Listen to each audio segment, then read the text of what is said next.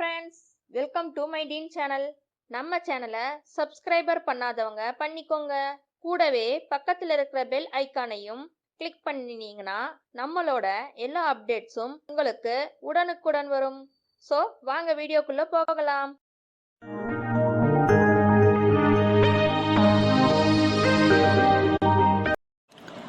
வாங்க இன்றைக்கி என்ன வீடியோவில் பார்க்க போகிறோன்னா சூப்பரான அருமையான வெந்தய சாப்பாடு எப்படி செய்கிறதுன்னு பார்க்கலாம். பிரேக்ஃபாஸ்ட்டுக்கு அண்ட் லஞ்சுக்கும் சேர்த்து தாங்க இன்றைக்கி நான் சமைக்க போகிறேன்.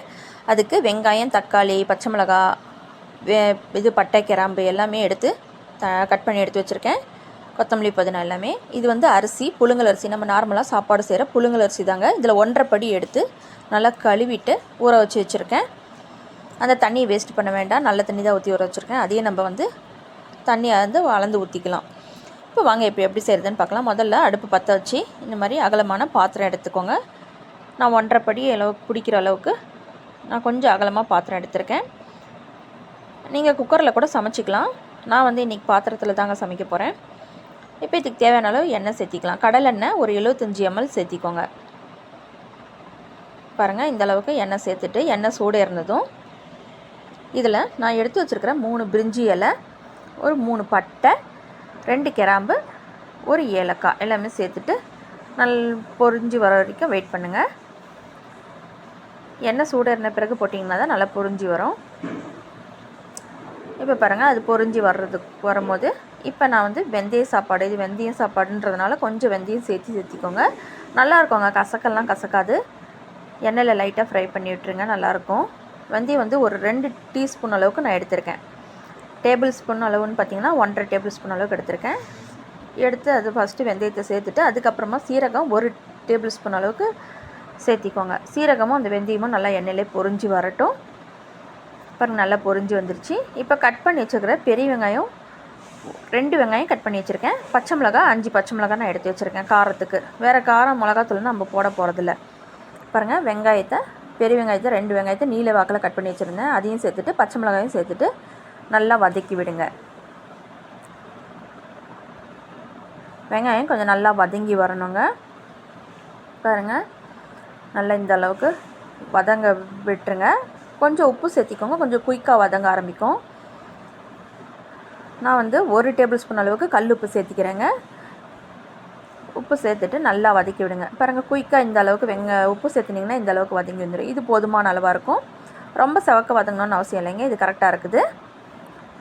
இப்போ இதுக்கு தேவையான இஞ்சி பூண்டு பேஸ்ட்டு சேர்த்திக்கலாம். பூண்டு பேஸ்ட்டு 2 டேபிள் ஸ்பூன் அளவுக்கு சேர்த்திக்கோங்க. இஞ்சி பேஸ்ட்டு 1 டேபிள் ஸ்பூன் அளவுக்கு சேர்த்துனா போதும். இதை சேர்த்துட்டு பச்சை வாசம் போகிற அளவுக்கு நல்லா கிளறி விட்டுருங்க. பாருங்கள், நல்லா கிளறி விடுங்க. அடி பிடிக்காமல் அடுப்பை மீடியம் ஃப்ளேமில் வச்சு நல்லா கிளறி விடுங்க. ஒரு 10 செகண்ட் 20 செகண்ட் போல் நல்லா கிளறி விட்டிங்கன்னா கரெக்டாக இருக்கும். இப்போ நான் பொடியாக கட் பண்ணி வச்சுருக்கிறேன் ஒரு தக்காளி, ரொம்ப பொடியாக இல்லைங்க, ஒரு நார்மலாக ரஃபாக கட் பண்ணி வச்சுருக்கேன். ஒரே ஒரு தக்காளி மட்டும் எடுத்து கட் பண்ணி வச்சுருக்கேன். அதையும் சேர்த்துக்கலாங்க. அதையும் சேர்த்துட்டு நல்லா கலந்து விடுங்க. கலந்து விட்டுட்டு நான் தண்ணி அளந்து ஊற்றிட்டேங்க. கொஞ்சம் கொத்தமல்லி, புதினா கட் பண்ணி எடுத்து வச்சுருந்தேன் பார்த்தீங்களா, அதையும் சேர்த்துட்டு கொஞ்சம் ஒரு 2 டேபிள் ஸ்பூன் அளவுக்கு தயிர் சேர்த்திருந்தேன். தயிரையும் சேர்த்துட்டு அது வீடியோ கட் ஆகிடுச்சு. அதை சேர்த்துட்டு இப்போ தண்ணி நான் அளந்து ஊற்றியிருக்கேன். அதாவது 1.5 படி அரிசி எடுத்திருக்கேன், அதுக்கு 3 படி தண்ணி அளந்து ஊற்றிருக்கேன். ஏற்கனவே 1 படி ஊற்றினதை நான் வீடியோ கட் ஆகிடுச்சின்னு சொன்னேன் இல்லைங்களா, அதில் கட் ஆகிடுச்சு. இப்போ 2 படி, மொத்தம் 3 படி தண்ணி சேர்த்துட்டு ஒரு 1/2 டீஸ்பூன் போல் மஞ்சத்தூள் சேர்த்திக்கோங்க. மஞ்சத்தூள் சேர்த்துட்டு நல்லா கலந்து விட்டுட்டு இப்போ தட்டு போட்டு மூடிக்கலாங்க. தண்ணி கொதி வர வரைக்கும் வெயிட் பண்ணுங்கள். பாருங்கள், இந்த மாதிரி தட்டு திறந்து பார்த்திங்கன்னா நல்லா தண்ணி கொதி வந்துட்டுருக்குது. இப்போ இது கரெக்டாக இருக்கும். இப்போ இதில் வந்து அரிசியை நம்ம ஊற வச்சு வச்சுருக்கோம் பார்த்தீங்களா, அந்த அரிசியை தண்ணி தாங்க நான் வடித்து சேர்த்துனேன். அதை நான் வீடியோ கட் ஆகிடுச்சு, அதனால தான் உங்கள்கிட்ட நான் சொன்னேன். நான் ஏற்கனவே சொல்லியிருந்தேன், அரிசியை நல்லா கழுவிட்டு ஊற வச்சு வச்சுருங்க. அந்த தண்ணி வந்து நல்ல தண்ணி ஊற்றி ஊற வைங்க. அந்த தண்ணி வேஸ்ட்டு பண்ணாமல் நீங்கள் வந்து அந்த தண்ணியவே நீங்கள் இதில் சேர்த்திக்கலாம். இப்போ நல்லா அரிசி தண்ணி வந்து ஓரளவுக்கு நான் வந்து எடுத்துருந்தேன். கொஞ்சம் கீழாக்காக இருக்கிற தண்ணி மட்டும் நின்றுச்சு. அதை மட்டும் லைட்டாக வடிச்சிட்டு நீங்கள் மீதி அரிசி சேர்த்திருங்க. இது நார்மலாக புழுங்கரிசி, நீங்கள் பச்சை அரிசியில் கூட செய்யலாம். இப்படி பிரியாணி அரிசி, பாசுமதி ரைஸில் கூட செய்யலாம். நான் வந்து வீட்டில் எப்போவுமே நார்மலாக புழுங்கரிசி, அந்த புழுங்கரிசியை வச்சு தான் நான் இன்றைக்கி செஞ்சிட்ருக்கேன். இப்போ நல்லா கலந்து விட்டுட்டு உப்பு பார்த்துட்டு செக் பண்ணிக்கோங்க. காரம் வந்து பச்சை மிளகாய் காரமே போதும், காரம்லாம் போடக்கூடாது, மிளகாத்தூள் போடக்கூடாது. உப்பு மட்டும் பார்த்து செக் பண்ணிக்கோங்க. உப்பு லைட்டாக செக் பண்ணி பார்த்தேன், உப்பு கம்மியாக இருக்குது. நான் வந்து 1 டேபிள் ஸ்பூன் அளவுக்கு தான் கல்லுப்பு சேர்த்திருந்தேன். இன்னும் ஒரு 1/2 டேபிள் ஸ்பூன் அளவுக்கு கல்லுப்பே சேர்த்திக்கிறேன். சேர்த்துட்டு இதை நல்லா கலந்து விட்டுருங்க. அருமையான வெந்தய சாதம் சூப்பராக இருக்குங்க. பாருங்கள், இந்த மாதிரி நல்லா கொதி வர்ற வரைக்கும் நல்லா கலந்து விட்டுட்டு, இது புழுங்கரிசின்றதுனால உங்களுக்கு அவ்வளோ சீக்கிரம் குலையாதுங்க, பயப்பட வேண்டாம். இது தட்டு போட்டு மூடிடுங்க. ஒரு 2-3 நிமிஷம் நல்லா அந்த தண்ணி வந்து வெந்து வரட்டும். சுண்டி பாருங்கள், மூடி திறந்து பார்த்தா தண்ணி ஓரளவுக்கு சுண்டி வந்துட்டுருக்குது.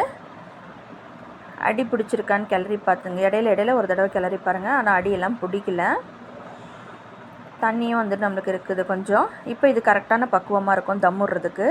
மெதுவாக ஒரு பறக்கை எடுத்து அப்படி நசுக்கி பாருங்கள், இது கரெக்டாக இருக்குது. இப்போ தம் விட்டிங்கன்னா சரியாக இருக்கும். இதில் இருக்கிற தண்ணியெல்லாம் அப்சர்வ் பண்ணிக்கும், கரெக்டாக இருக்கும். இது புழுங்கரிசின்றனால அவ்வளோ சீக்கிரம் குலையாதுங்க, பயப்பட வேண்டாம். பச்சரிசியாக இருந்தால் தான் கொஞ்சம் குழஞ்சி வரும். இப்போ இதெல்லாம் ஃபுல்லாக சரி பண்ணி விட்டுருங்க. சைட்லலாம் ஃபுல்லாக ஓரத்துலாம் ஃபுல்லாக சரி பண்ணி விட்டுட்டு நம்ம இப்போ ஒரு தட்டு போட்டு தம் விட்டுக்கலாம். தட்டு போட்டு மூடிட்டு கரெக்டாக ஏர் வந்து வெளியே போகாத மாதிரி தட்டு கரெக்டாக போட்டுக்கோங்க. இது வந்து அடி பிடிக்காமல் இருக்கிறதுக்கு வந்து நான் வந்து இது இறக்கி வச்சுட்டு, நான் என் பக்கத்து அடுப்பில் வந்து தோசைக்கல், எப்போவுமே பிரியாணிக்கு இதுக்கெல்லாம் நான் தோசைக்கல் வச்சு அடி பிடிக்காமல் இருக்கிறதுக்கு தம் விடுவேன். அந்த மாதிரி தோசைக்கல்லை நான் சூடு பண்ணி வச்சுருந்தேன். அதை வந்து இந்த அடுப்பில் வச்சுட்டேன். பாருங்கள், உங்களுக்கு நல்லா நான் ஏற்கனவே சூடு ஏற்றின கல்லை தான் நான் பக்கத்தில் தூக்கி வச்சேன். இப்போ இதை வச்சுட்டு நம்ம இறக்கி வச்ச அந்த சாப்பாட்டு எக்ஸாவை தூக்கி மறுபடியும் இது மேலே வச்சுட்டு நல்லா கரெக்டாக இருக்குதான்னு பார்த்துக்கோங்க. தட்டு சரியாக இருக்கணும். இதுக்கு மேலே வெயிட் வச்சுருங்க. ஒரு தண்ணி பாத்திரம் ஊற்றி நல்லா வெயிட்டாக இருக்கிறதா வச்சுக்கலாம். நான் வந்து இந்த மாதிரி இடிக்கல் தான் வச்சுருக்கேன் வெயிட்டாக. அப்போ தான் நம்மளுக்கு வந்து தட்டு நகராமல் இருக்கும், ஆவியும் ஃபுல்லாக வெளியே போகாமல் நம்மளுக்கு தம்மாகி வரும். இப்போ இந்த மாதிரி தம்மை விட்டுட்டு ஒரு 10 நிமிஷம் நல்லா தம் விட்டுங்க. அட்லீஸ்ட் ஒரு 15 நிமிஷம் இருந்தால் கூட பரவாயில்ல. நல்லா தம் ஆன பிறகு பார்க்கலாங்க. பாருங்கள், நல்லா ஃபுல்லாக தம் ஆகிடுச்சி. ஒரு 15 நிமிஷம் போல் ஆகிடுச்சி. அடுப்பு ஆஃப் பண்ணிட்டேன். நீங்கள் அடுப்பை தைரியமாக ஆஃப் பண்ணலாம், பயப்பட வேண்டாம். நல்லா தம்மாக இருக்கும். பார்த்தீங்களாவே உங்களுக்கு தெரியும், நல்லா சாப்பாடு உதிரியாக நல்லா சூப்பராக வந்திருக்குதுன்ட்டு. நான் ஒரு தடவை கிளறி காட்டுறேன் பாருங்கள். அப்படியே கிளறி பார்த்தீங்கன்னா கரெக்டாக இருக்குங்க.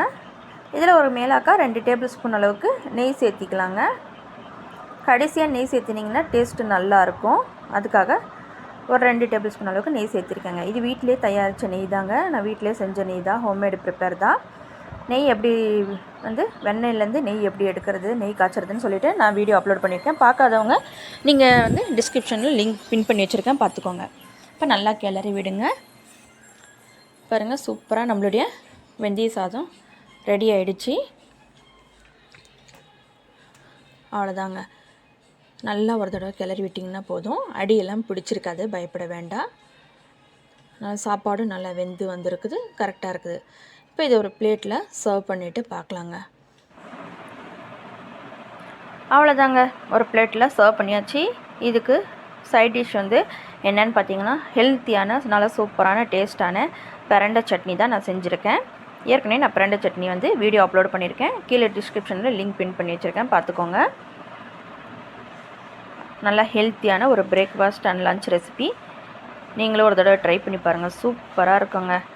பிரண்டை சட்னி கூட வெந்தய சாப்பாடு அவ்வளோ டேஸ்ட்டான ரெசிபி. இதே மாதிரி நீங்களும் செஞ்சு ட்ரை பண்ணி பாருங்கள். இந்த வீடியோ உங்களுக்கு பிடிச்சிருந்தா லைக் பண்ணுங்கள், ஷேர் பண்ணுங்கள், கமெண்ட் பண்ணுங்கள். மறக்காமல் நம்ம டிங் சேனலை சப்ஸ்கிரைப் பண்ணுங்கள். தேங்க்யூ.